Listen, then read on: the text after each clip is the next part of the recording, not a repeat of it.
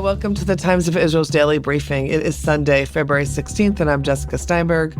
I'm speaking today with Times of Israel founding editor David Horovitz. Hi, David. Good morning. Shavua Tov. Hi, Jessica. Hi there. It is day 499 of the war.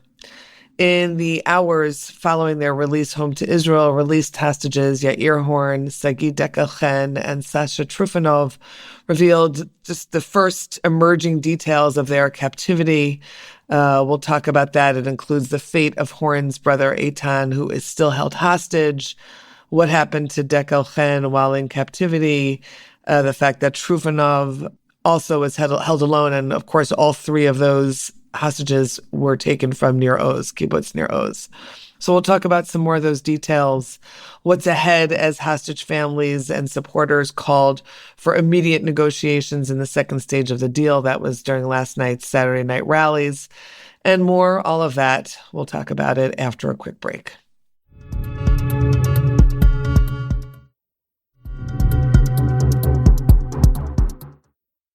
Okay.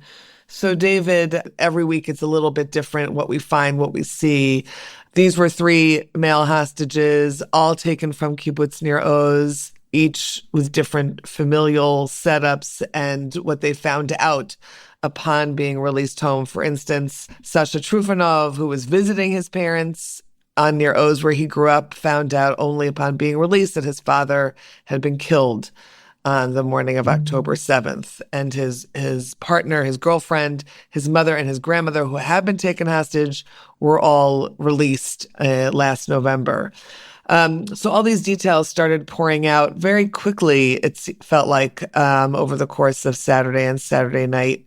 What were you noticing as we were covering this? So indeed, you're right that what has become the sort of Shabbat routine is not routine, and it's harrowing. I mean, if it's harrowing for people trying to write about it and for people watching it, of course, you can only imagine what is going on for the people directly involved. The moments when the hostages themselves are being freed, their families watching. So this week was a little less awful than the previous week, and in fact, even joyous to some extent. I mean, last week wasn't without joy as well because people were freed, but the three hostages who were freed last week were so obviously terribly, terribly abused by their captors. They were, they were skeletal, and this week's three were not. The level of personal disaster last week that hostages were returning to was beyond belief, just horrific. And in this week, there are, as you said, there's tragedy, to some extent, but there was a great deal of joy. And so the hard facts began to emerge fairly quickly. But as you rightly said, as of last night already, partial bits of information that the released trio have been telling their families, and which have to go to the military censor, because of the potential, I suppose, for information that they have impacting hostages who are still held. And therefore, you get these sort of partial scraps of information. And you can't, I wouldn't say that they're 100% reliable because they're at least secondhand. And again, they're subject to military censorship. That doesn't mean that they would be skewed, but it means that certain key elements may be not made available right away that would, put things in a slightly different light. But for example, we know that Iair Horn's brother Eitan is still held. We know apparently that I don't think we've seen this yet, and I'm not sure. I mean, Israeli media, we don't tend to publish propaganda videos by Hamas, but he seems to have been required to film some kind of video talking about his brother, which I assume would be sort of intended to pressure Israel to do whatever is required to get Eitan released. There's some fairly staggering bits of information. I think this is the first time, I might be wrong, where you've had a hostage come back and via family specify that he was tortured. We've and Right. that's Sagui Dekel-Chen. That I don't remember that's been the case. I could be wrong. The female soldiers, I'm sure, were questioned and questioned, I'm sure, very unpleasantly. I'm not sure, and I know that there's been allegations of abuse, mental and physical, but the word torture has not cropped up that I'm aware of, and that cropped up yesterday in the case of Sagui And Dekel-Chen. scars, Yeah, and right? Scars from open torture. scars, right, as a Yeah. consequence of that. And therefore, again, your mind goes to the people who are actually held hostage, who are soldiers, right, and dread to think what hell they have been going through, are going through there. David, I was going to say that Dekel-Chen was part of Kitata Konanut, the squad in Nir Oz. He was fighting that morning, and I'm wondering if that's part of what we're starting to understand now. Those who survived, who were taken hostage and had been part of the forces fighting in the kibbutzim, perhaps that's what we're going to be starting to see. But obviously, who knows? This is all. I don't know, and I just think I do know a little more than it's appropriate to say, and there's been lots of times, you've covered this, nonstop the entire 16 months, and that there are pieces of information that appear fairly benign or unremarkable that in some cases families have asked us not to publish because of potential implications, right? And therefore, I think that's the case with respect to people who are coming out now. It's the case with respect to people who are still being held hostage and are going through unthinkable circumstances. I think you have to assume that the terrorist organizations, if they think there's any information that they can gain access to that would help them to kill us, that's what they're going to try and do. And I think there's a desire among the released hostages and everybody who works and writes about it to make sure that it's not unwittingly making things worse and making things more dangerous. There was also great joy, as you mentioned, like, for instance, Sagui Dekel-Chen came home to a new baby daughter, his third child, which was really just a remarkable moment that I know that I watched over and over and over and over again last night.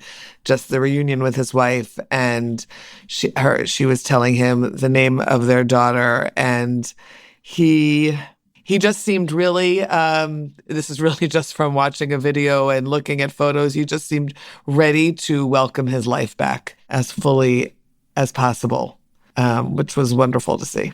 Yeah, I thought that brief scene, which is, of course, what we've all seen, was so heartwarming and real and beautiful and wonderful and outrageous. How dare anybody have torn this family apart and separated this family and this father from his children and this husband from his wife, and just the joy, the love and the compassion and the relief. It's nobody should have been put in this position in the first place. It's terrible what was done, and unforgivable. There will be no forgiveness for the outrageous horrors that have been imposed by people who have no respect for the sanctity of life and anything that is positive. Just that, therefore, when you have these scenes there, that was an incredible thing. And his father wrapping him, this very large man, and his fairly large son, let's face it, but just the love and the hug and the strength that got them through this. It's incredibly, incredibly moving, and nobody should have had to have been put in this position. Right, in the first place. And I don't know who said it.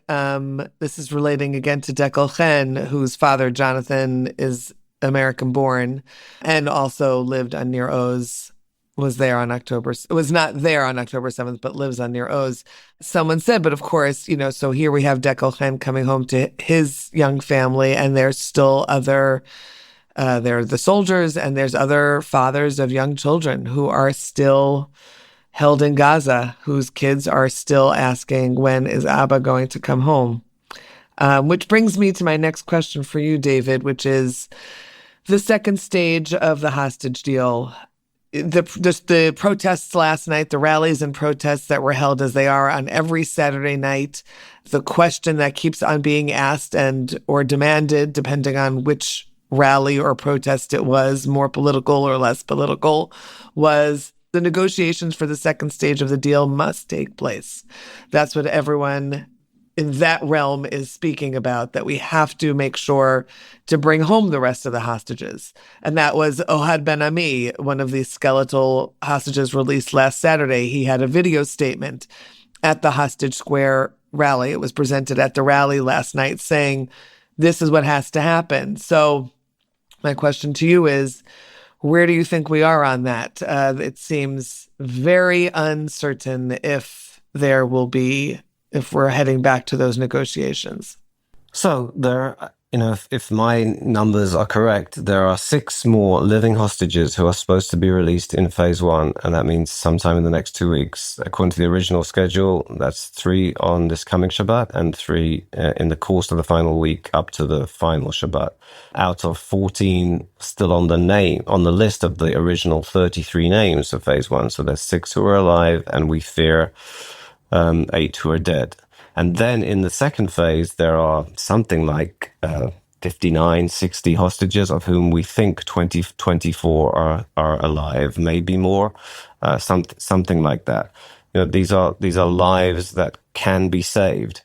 At the same time, phase 2, the second phase, brings the provision of ending the war, right? And there are 2 goals, which I think it's fair to say that almost all Israelis would share, which is to get back all the hostages and to make sure Hamas can't rise again and continue its efforts to destroy the country, or any other force that is determined to do terrible harm to Israel. And as from the start, there's a potential massive contradiction in those 2 goals. If your deal that you've signed to bring out the hostages provides for an end to the war and Hamas has not been destroyed, and therefore there's this wriggling from the Prime Minister's office, and it's not clear what the goal is and how these 2 goals, which serve the same purpose, which is the well-being of Israel, but involve contradictory processes.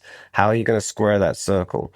Now, you've got President Trump saying, it's up to Israel, but I gave a deadline, and it's up to them what they want to do. But, as far as I'm concerned, Hamas needed to have freed all the hostages by noon America time, right? 7 o'clock our time, and they didn't. And I didn't think they were going to. And now it's up to Israel, but they have my support. But how does that play out now? How do with all the pressure that the United States can impose and can try to leverage, and I assume, I think I wrote about this last week. Trump does have potential leverage over Hamas, over Qatar, that's for sure, and perhaps Qatar has some leverage that it would like to apply to Hamas. Although I think that's a much more gray and foggy area. But there's things that Trump could do to pressure Qatar. The biggest American military base in the Middle East is in Qatar. There's a relationship there, a strategic relationship, a formal strategic relationship as a non-NATO ally that Qatar has with the United States. It has assets in America if you want to get really tough. Qatar's been very instrumental in Hamas being very, very well funded with deadly consequences for Israel. So it's not just statements that the president can make. It's also actions he could take to at least try to turn the heat up on Qatar and by extension, potentially on Hamas.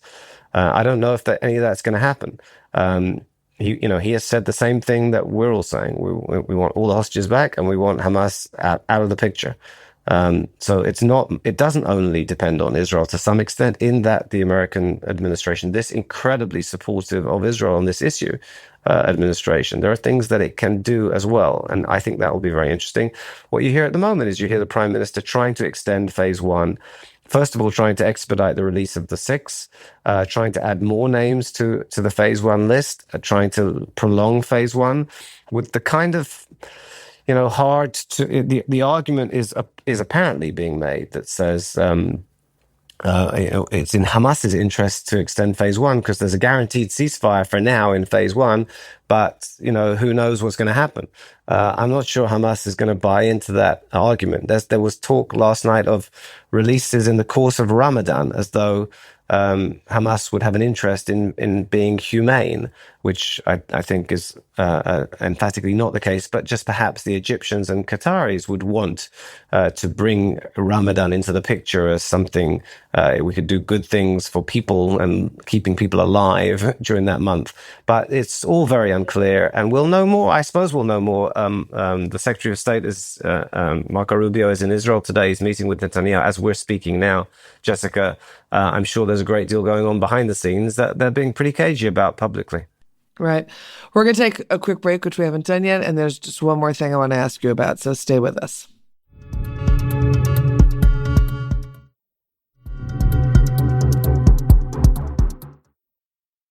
Okay. So, and just sticking, I guess, with the subject of ceasefires and missed opportunities, we have a piece on the site based on a Channel 12 interview of a former Israeli negotiator, that's Brigadier General Reserve Oren Setter, who resigned from the Israeli negotiating team in October, in other words, October 2024. But he said in this interview that was yesterday, on Saturday, that Israel missed these two huge opportunities last year to secure a ceasefire in Gaza.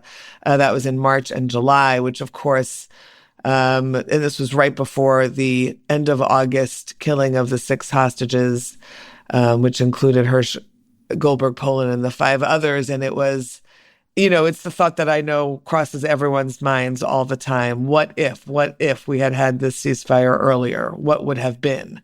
And then you have this former negotiator saying, yes, indeed, there were these 2 opportunities last year that were missed.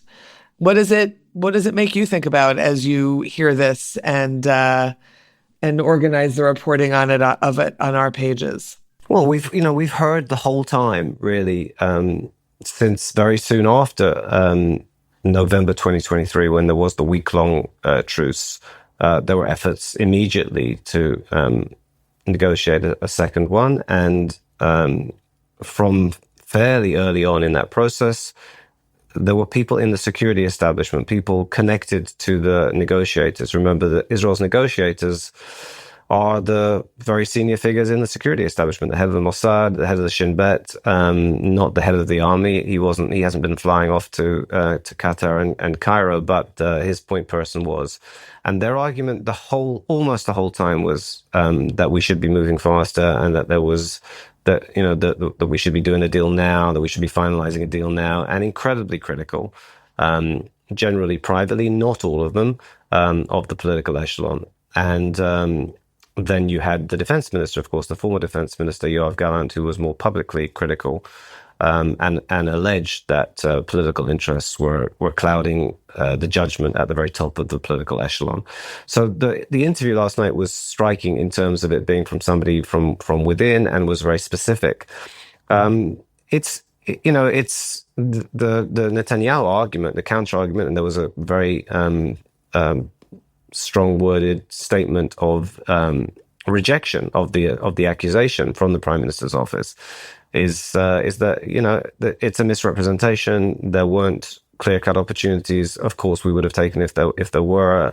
Hamas is a very, very difficult opponent, and the terms that were ostensibly available were not available. There wasn't a readiness.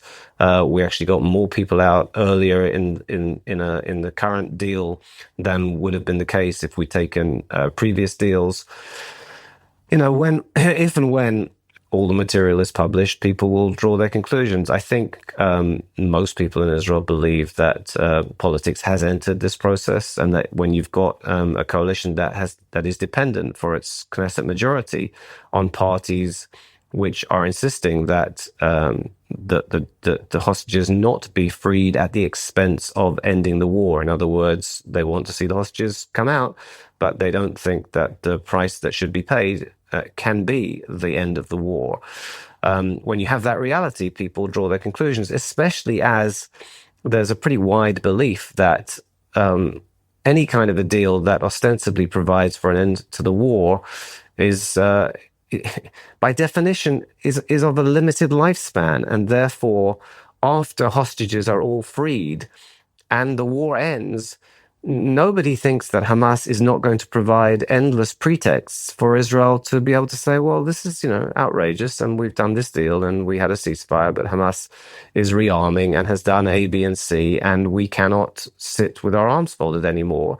And certainly now, I think you have to say there's an administration that would be very receptive to that argument. I'm not sure that the previous administration would not have been receptive to that argument, right? Yeah. Makes sense. Okay. Thank you, David. I guess we will close out today's podcast, today's daily briefing for the moment. So thank you for being with us today. Thanks, Jessica. And thanks to you for listening to the Times of Israel's Daily Briefing. We'll be back again tomorrow with another installment. This episode is produced by the Podwaves.